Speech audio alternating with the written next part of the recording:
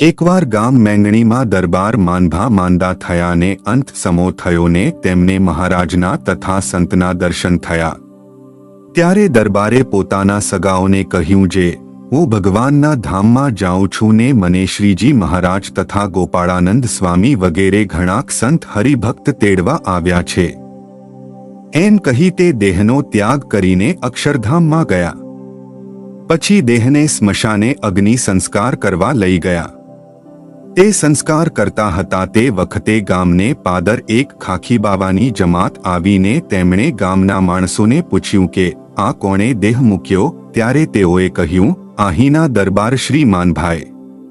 ત્યારે ખાખી કહે, માનભા દરબાર તો હમણાં જ સાધુ ભેળા રથમાં બેઠેલા અમને સામા મળ્યા. ત્યારે માણસો કહે, એ ખરું, પણ જુઓ હજી સ્મશાને માણસો આભળવા ગયા છે. તે સાંભળી ખાખીને પરચો સમજાણો. જય સ્વામિનારાયણ.